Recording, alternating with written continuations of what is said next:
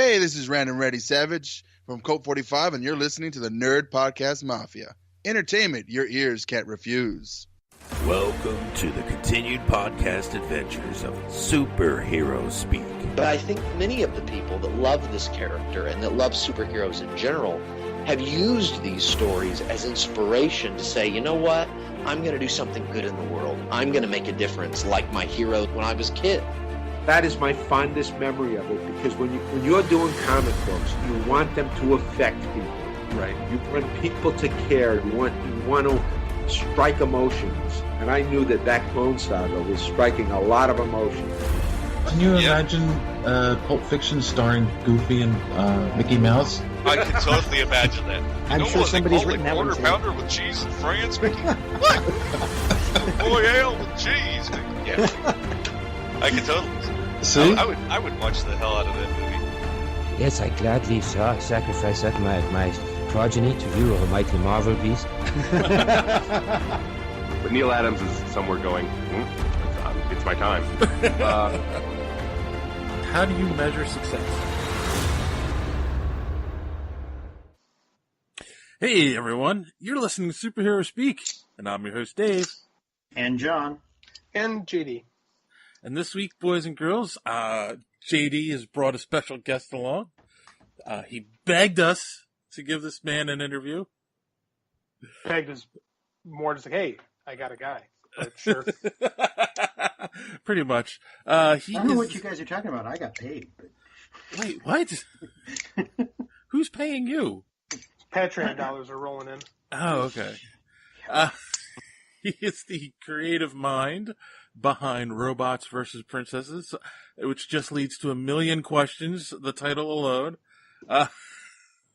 So everyone, please welcome Todd Matthy. How you doing, sir? I'm doing great. Thank you for having me. No problem. So yeah, let's start with that. Robots versus Princesses. Is this a play on a Disney thing, or? Kind of. Yeah, you could say that there was some inspiration there. Kind of to play on that in Transformers, and along with other giant robot or even robot stories in there. You'll see a couple of other references as we go along, but the primary thing is Disney and Transformers. Aha. So a child of the 80s? Definitely. a more unholy alliance I have never heard. I think it's genius. Yeah. I first met Todd when he was, I think Comics Launch, you were talking about getting this thing going.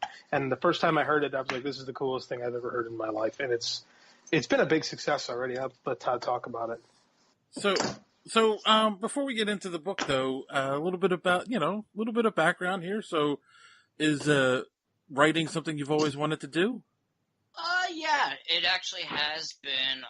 My mom, and she always remembers how when I was in nursery school, I was really drawn to bookmaking, and I just kept doing it for years, and where I would just be drawing my own stories and what have you, or drawing adaptations of Transformers episodes I saw on video. And as time went on, I realized I wasn't really that great an artist, but I could still tell stories, by writing them. And in a funny story that I think was probably what most would consider maybe the sign, I guess, maybe that you should be a writer. I wrote a story in fourth grade about we were given this a little toy, and mine was a cat with a tennis racket, and I basically made him a guy that goes around beating people with tennis rackets, and my teacher thought I was gonna be a criminal or something like that, and it's and apparently the school psychologist was Todd always was expressive, didn't think anything of it, but it was just if I wrote the story that good, that probably means that it scared my teacher. It probably meant I had some skills as a writer. Mm-hmm. So it kind of just, went from there. And, I basically, I did an internship at Marvel my senior year of high school.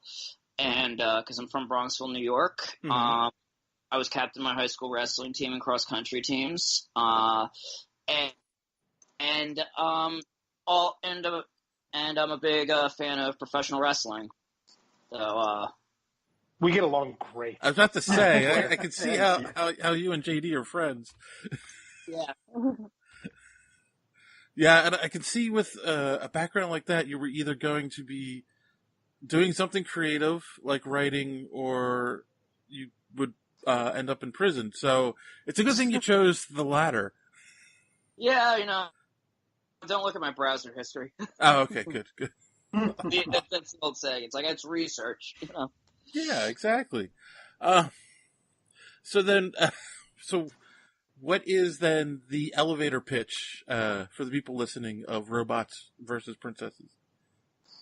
The elevator pitch, it's princess meets giant robot's enemies invade kingdom. What do they get now? Princess and her friend have to fight back. And handsome princes are taken out. All right. You didn't mention something about something the princesses can do.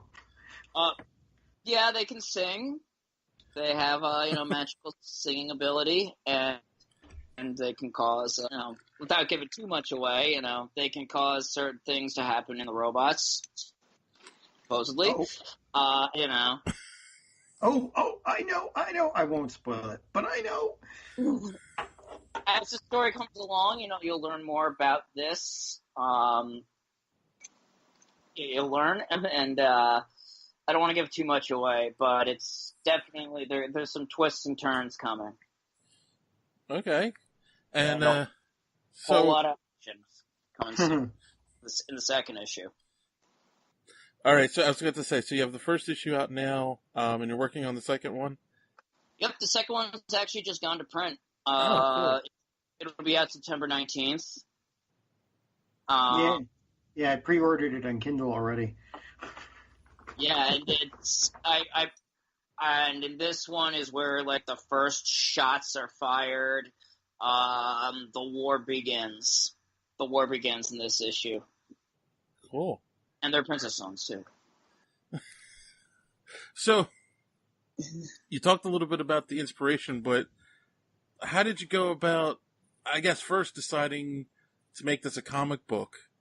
And then, then once you decided you wanted to make it a comic, how did you go about, figuring out how to write it and finding an artist? All right. Let's see at the beginning. Well, what happened was how the story began. I was substituting in a first grade classroom, and it was towards the end of the year. And basically, once the kids completed whatever they needed to complete, the teacher had coloring pages for the kids, robots for the boys, princesses for the girls. And I saw it, and boom, it hit me, and I told her about it. She's like, yeah, that's a good idea. And I'm like, then I started thinking, what really got me saying, okay, this is actually starting to be something, was I started thinking about, well, who are the robots? Who are the princesses? Why are they separated? What are they fighting over? What's the relationship going to be? And all these things, I was starting to get names coming in my head.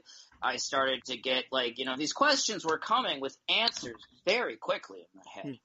And I went home, I basically wrote down everything I remembered, and, there were some things that had to go that, changed as things evolved. And, but right there, I had a story. I've been trying to break into comics over a period of time. I had just self-published 2 books called Wicked Game, which were kind of sci-fi, noirish type stories and homage to action movies. I had done some work with Toronto Comics, kind of a collective group in New York City, and had a couple of short stories published, but I always really wanted to do comics. And I knew I wanted it to be a comic book because I knew it was visual. And I basically knew that, it was going to be – I wanted it originally to be 6 issues, but I decided to, bring it down to 4. And I just started writing up, the scripts and posting it to the Comics Experience, their creative workshop. Mm-hmm. From there, Comics Experience was going to open up a publishing thing. So I put out an ad on, I think, digital webbing. Yeah, digital webbing for an artist. And that's how I met Nicholas Dupuis. And I met Sean Reinhart, my letterer, on Comics Experience. And I liked Nick. When Nick showed me like his drawings of the Disney princesses, I knew, okay, this is the guy. This is the guy that's going to do this. He can draw in that animated style. And what really I had a little bit of concerns at first about with the robots, but he immediately quelled those. And he really made it so that the two looked like so that it didn't look like anime just invading Disney. It actually looks like they belonged in the same frame. Yeah, the designs for the robots are more rounded and kind of they look almost magical more than robots, especially when other things happen. But they still have the glow. He did a good job on the glow too. The art is very bright, which is nice. It's lots of color, and we're seeing a lot of artists we've been talking to lately. A lot of new comic books that we've seen come out they've been playing around with a lot of stuff, but this is really pretty to look at. Yeah, I mean, I wanted to go for I like to think of it. I wanted to go for that animated, motion picture look. Mm-hmm. Nick brought that. It does look like it looks like an animated movie. It looks like an animated movie that you could see on on Netflix or even in theaters or the greatest Disney movie never made.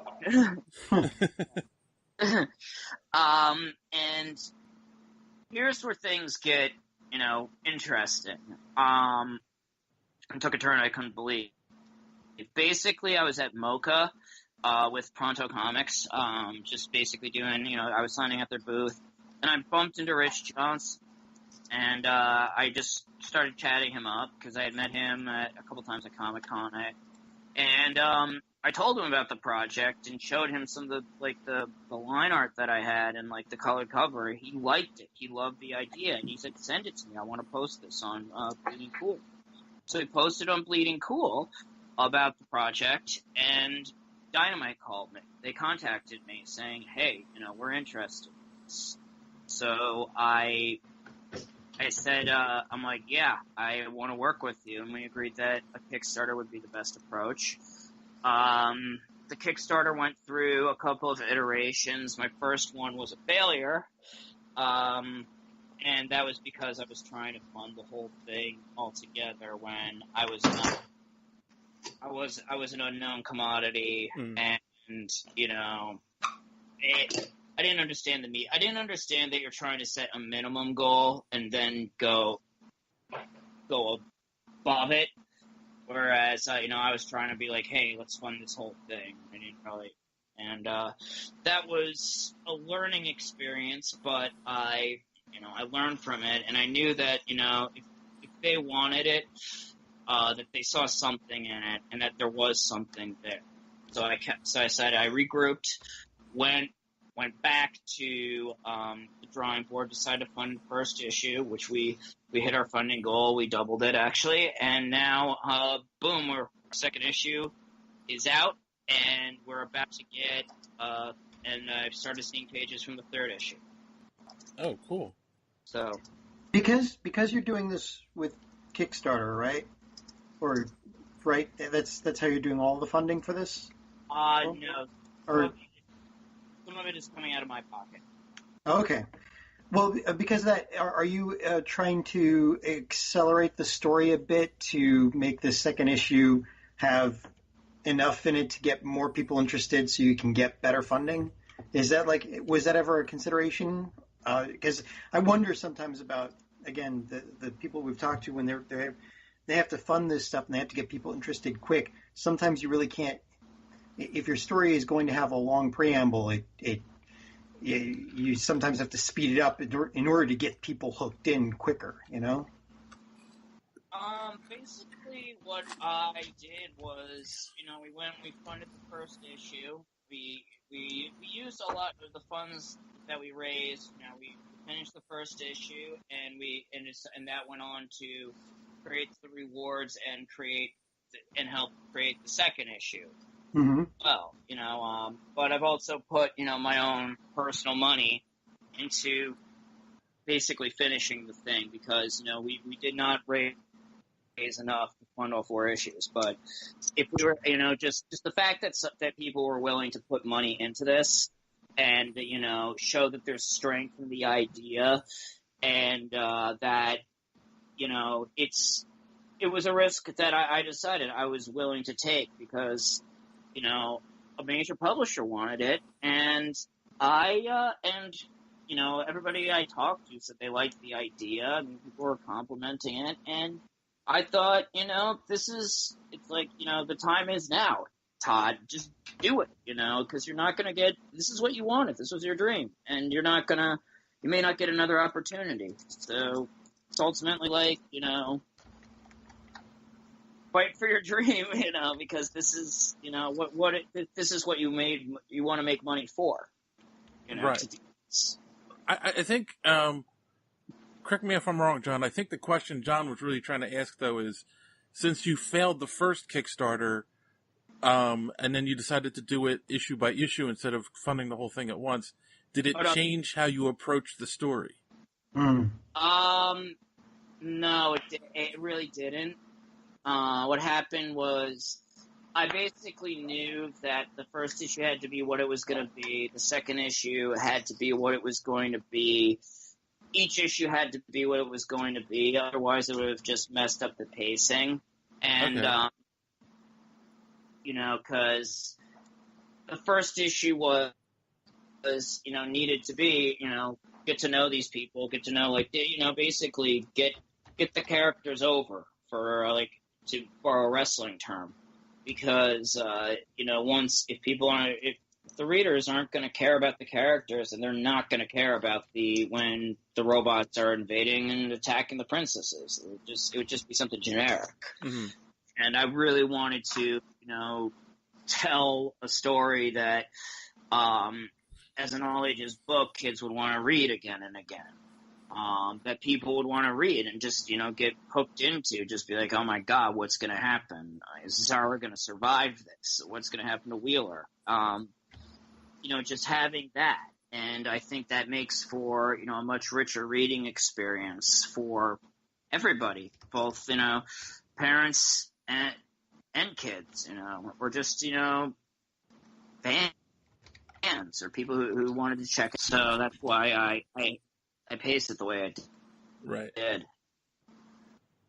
That's good. I mean, as long as it didn't change your vision, that's always a good thing. So I have a question. Looking at the cover of issue 1, and again, being an all ages book, when you're at conventions or whatever, do young girls come up to you and think that it's the Disney princesses and ask you if this is a Disney book?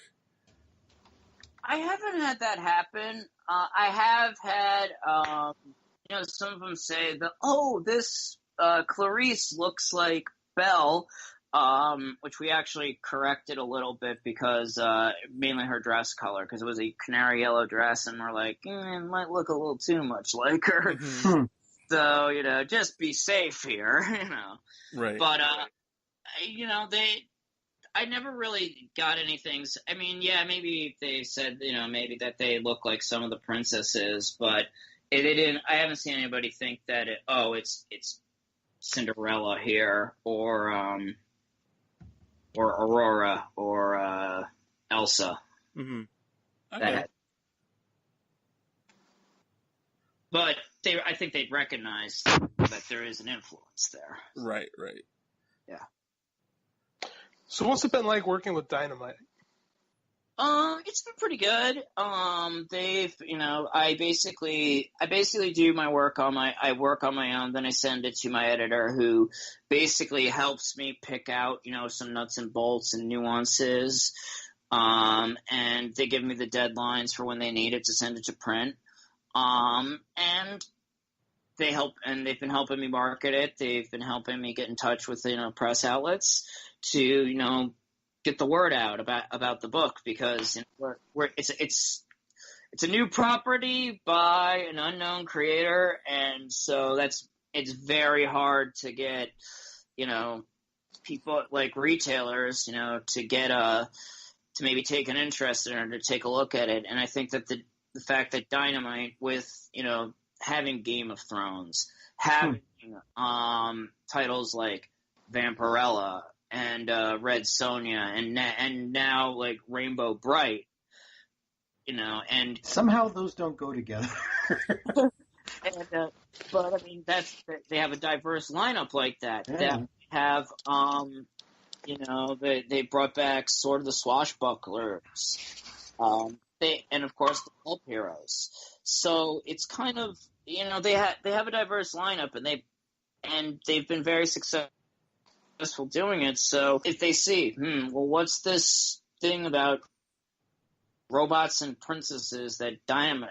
It's like, Dynamite's putting out, and that's some nice artwork. There might be something to here, and I think that I think having their name attached to it helps maybe make some people that were on the fence just give it a shot. Right. So as far as doing a creator-owned book with a publisher like Dynamite, like how much leeway do you have to tell your story? Like, is your editor working to bring out your story, or is Dynamite kind of saying this is what we want? Like, how's the creative process between you guys working? They work with me to bring out my story. They've been working, towards, they know that it's basically I do my thing and they publish it. They print it up and ship it and market it. I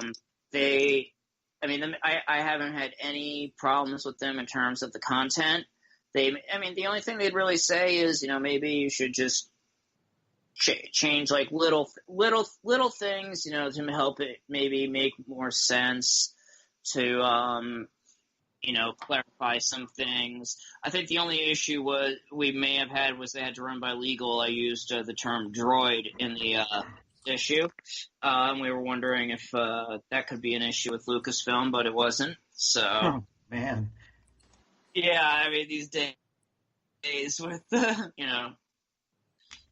legalities and everything, but yeah, they said it wasn't an issue, and if I wanted to make some changes, I'd send it to them to just see. They basically have been like the third party that I feel like as a writer you need, because sometimes when you're writing you get so into it and then you start thinking, oh God, this is lame, even though it might have been good, and you wind up making things worse than they were. Because you're being such a perfectionist. They're mainly there to basically be like, nope, it's good. This is good. Good enough for us to put out. Get it to your artist, and we'll move on from there.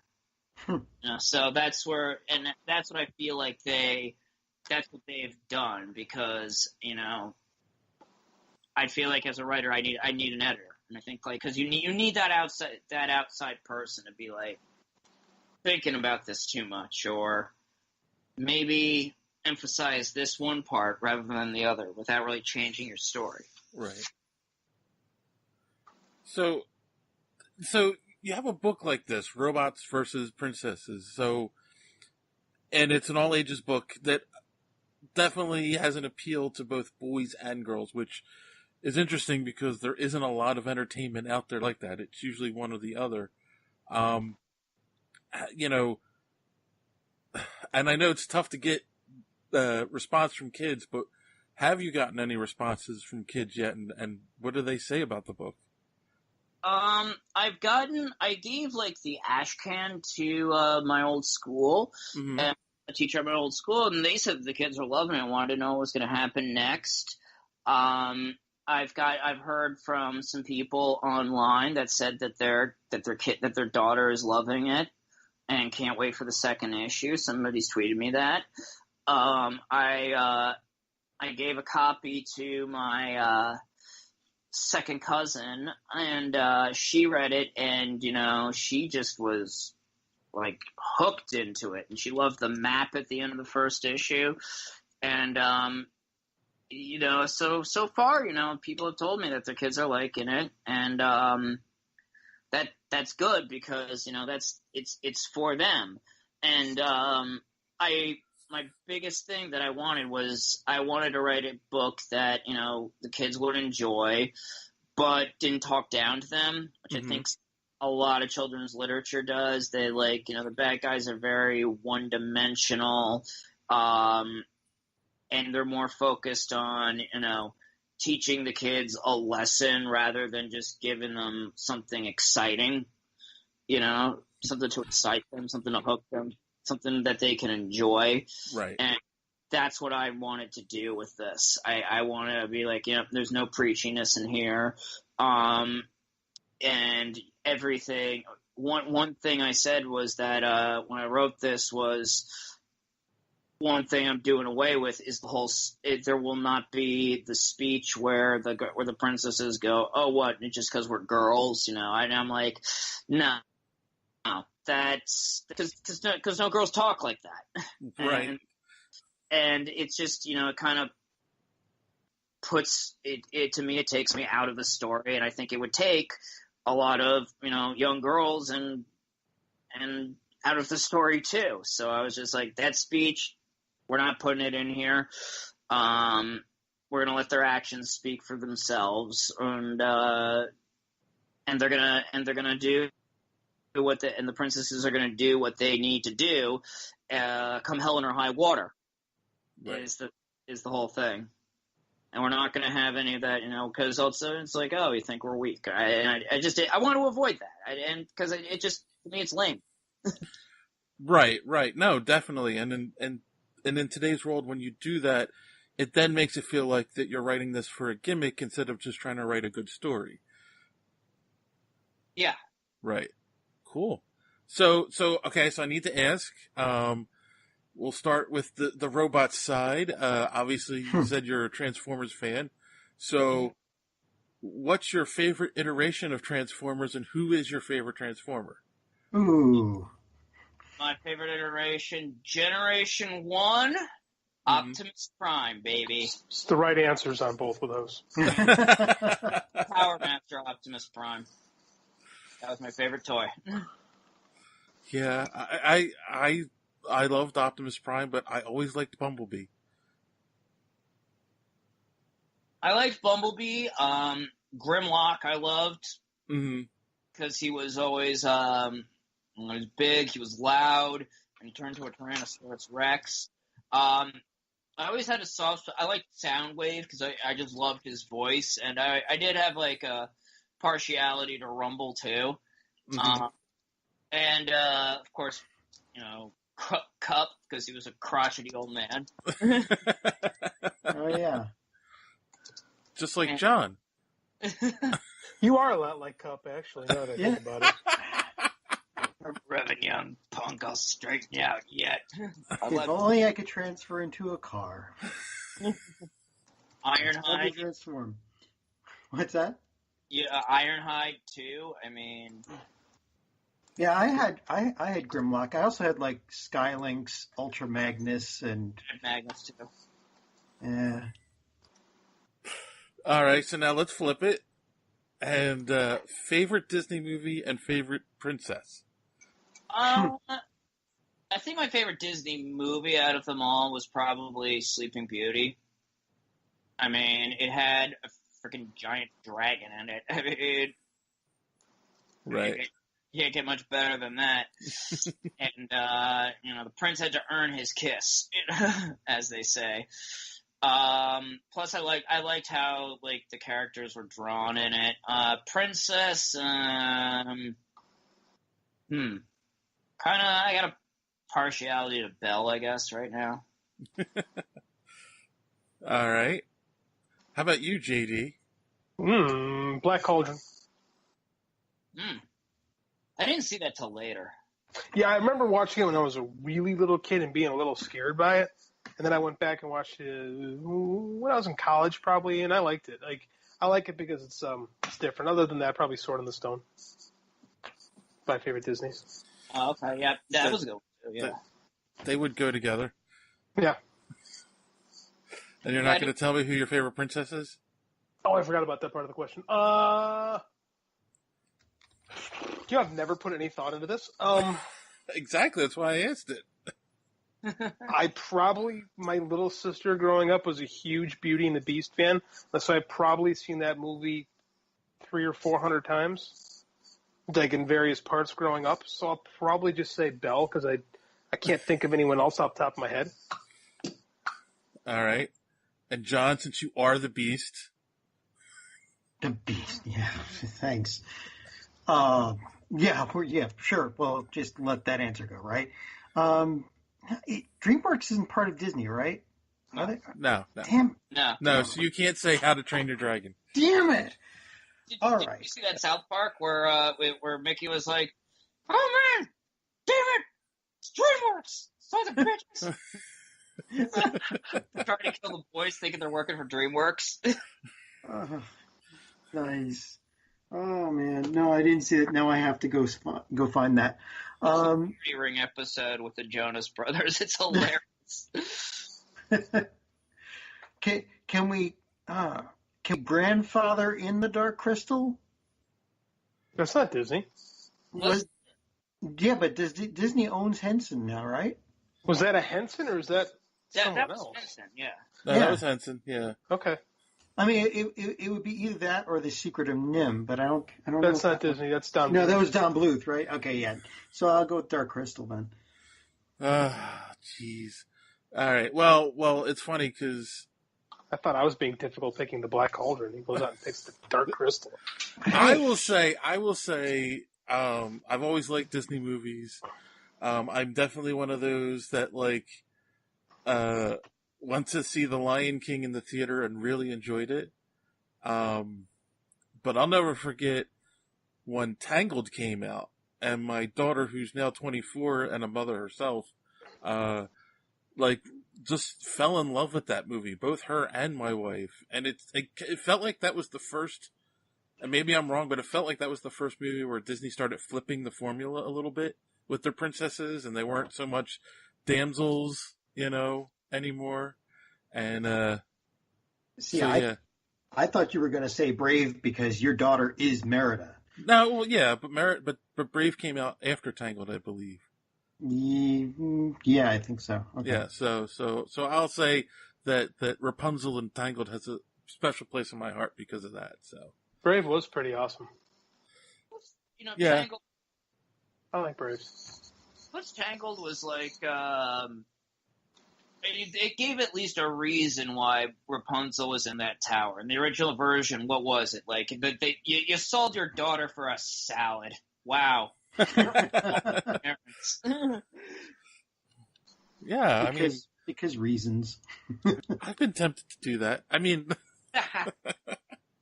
Well, you kind of did. She got married, so... Yeah, and that's pretty much all I got out of it, was a salad. Those dowry days are done, man. Yeah. So, all right. There's a time you could barter off your daughter and make a good chunk of change. Damn social justice warriors. Hey. Oh my gosh. Oh my God. Let it be known that I was not the one that started that. Let it be known I was making fun of people, but yeah. Oh yes. Let's that can of worms. So that thing. Oh boy. So what's the release date for issue 2? September 19th. Okay, cool. And, okay. You can get it on Amazon. I just ordered the issue 2. So Sorry. How's the book been selling, Todd? How have the sales been on it? I've from what I've seen so far, it's been positive. There are only a few copies left at Midtown Comics right now. Where I did 2 signings on the day it was released. One at a place called the Spider's Web, and they were 30 copies, and by the end of the day, they were down to like 7. And meanwhile, at another place, Carmine Street Comics, where they just sold out. So, cool. I think it's doing all right. I obviously want them to do better. I'm hoping, we could go into a second printing, and that was big dream of mine. But I'm like, come on, Todd, you're not that good yet, So I think we're doing fine. You know what? Hopefully, big thing is, people might not know what to expect from it, and I think this is a book that'll build with word of mouth. And I'm hoping to increase the sales with each issue and kind of like, crack the comic book Richter scale, because issue 2s go down in terms of sales, I hear, when compared to issue 1s compared to first issues. So I want to build it up. I'm hoping we can get more readers each issue, and that people will go to the back issue bins or go online to check out, whatever they missed. It's a really fun story, and I think once you read it, you're going to enjoy it. And in issue 2, we're going to have back matter. We're going to have some back matter in it. We got Christian Goodsnuff to do the artwork for part 2. So cool. And what? Oh, go ahead, John. What are the plans after that? I mean, like, you've got 2 in the bag and ready to go out. How are you going to work with 3? Are you going to use the funding that you get from 1 and 2 to fund 3 now? Are you in a place where you can start doing that? Basically, 3 and 4, they're coming out of my pocket. I basically made the decision to, I've set money aside for it. You hear that, everybody? If you want to see mad robot on princess action, go buy. Whoa. It sounds like you're selling a different comic there. Well, if they buy it, then okay. Issue 3 and 4. How about if you want to help Todd eat? That's always good too. Selling artists is just not a good look. So, so according to Dynamite, the first issue came out August 1st. Yes. So, are you going to try to keep with that current pace? So have them all? You would have all 4 out before the end of the year? Yes, we're keeping with that pace. Cool. Any plans to collect them into a trade once it's done, or? Oh, absolutely, yeah, absolutely. Cool. What's next on the agenda, man? Once you get through these 4 issues. Next on the agenda, I've started working on a pitch for a project that's going to involve professional wrestling.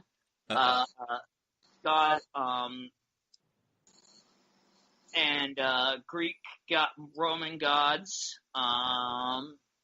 and basically them manipulating and fandom running amok.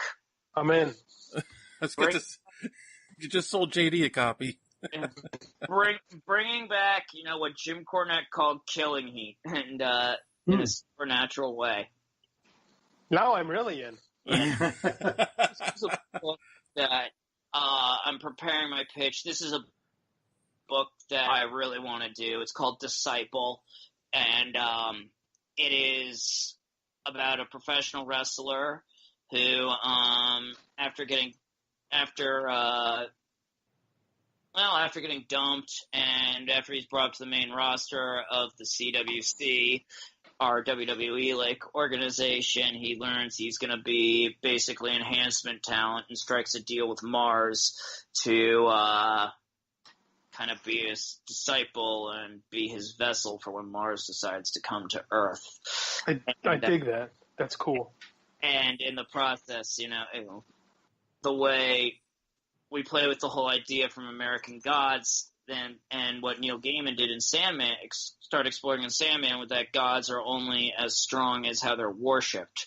So you've got a wrestler, in essence, being Mars, or Mars working through a wrestler, and he's just gaining power as this wrestler gets more power, gets more popular, and his fans start, let's just say when the heels start getting the heat on him, they want to get in there and fuck up the heels, like in the good old days, like. The more over he gets, the more power the god becomes. I dig that, man. That's really cool. Yeah. The more over he is, the more powerful he becomes, and it's really fun because I've been scripting it and posting it in the workshop for Comics Experience, and it's funny because I'm writing. Not only do I have to write his art, I've got to write the wrestling angles too. And you're going to be seeing these wrestling angles play out in the comic and how they kind of weave into the greater story. And it really has been a lot of fun to do that, because it's kind of like, all right, how would I book this? I get to play a booker. And it just really makes the project so much fun, because you're doing more stories, but it's all coming together into one package. Cool. Yeah, I'm excited by that. That's going to be sweet. Yeah, I'm going to be posting an Ashcan soon, so. Same artist? You got a different artist on this one? Different artist. This one also, it's not going to be, unlike Robots vs. Princesses, this is not an all ages book. This is mature readers. Okay. So. Who's doing the art? Another guy from Comics Experience, or someone you met, or? Martin Pilsko. He's on Comics Experience, yeah. Cool. Very cool. Great place to go if you want to actually, it'll make you a better writer, artist, because you have the workshop, and it actually gets you writing, because you want to write stuff that can be critiqued and, make things better before, you send things out to be pitched. Right. I mean, we've actually had Andy on the podcast and other people who've worked with them, and it seems like a great place. One right here. Oh, yeah, that's right. This guy JD, I don't know. Yeah. Founding member. We couldn't get rid of him after you had him on. He just stayed. Here till you throw me out. But yeah, it really is helpful. It really is helpful. Cool. I recommend it to anybody that wants to break in. Awesome. So we're at about 45 minutes. So a question that we usually kind of like to ask towards the end is, how do you measure success? Ooh, that's a very interesting question, because how do I measure success? Well, right now it's people are reading. If I'm doing better than I once was, I guess I could say right now. I mean, if I'm growing, if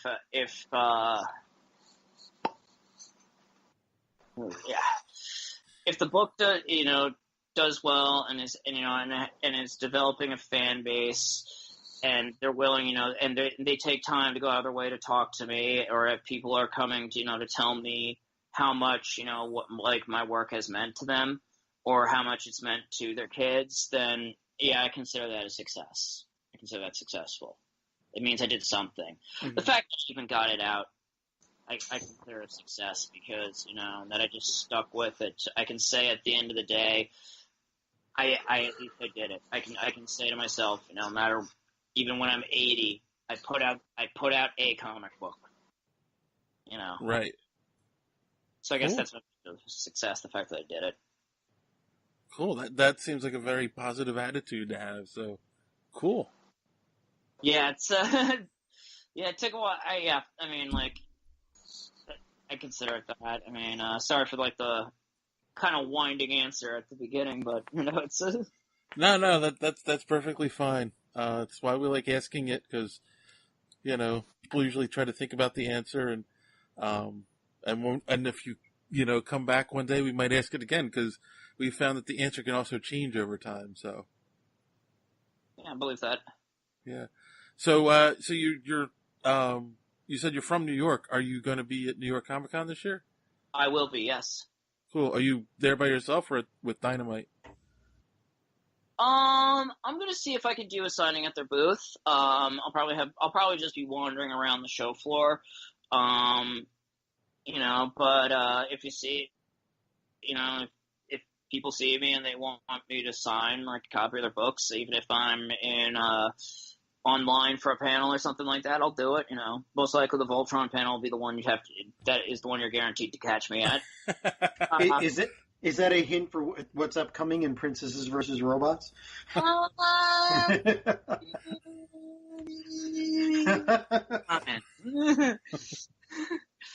Don't be surprised, though. Okay, all right. Some homage in there. Cool. And where are some of the places that people can find you online? You can find me at my website, toddmatthy.com. or robotsversusprincesses.com. I'm on Twitter at Todd C. Matthy, and I have a Facebook author page, which would just be Todd Matthy. Right, and that's Matty for anyone who's listening. Yes, Matty. Todd with 2 Ds. Yes. Cool. So, anything else any other projects you have out there you want people to look for, or is it just Robots versus Princesses right now? One of my short stories is getting an illustrated edition from Pronto Comics in their Deathology magazine.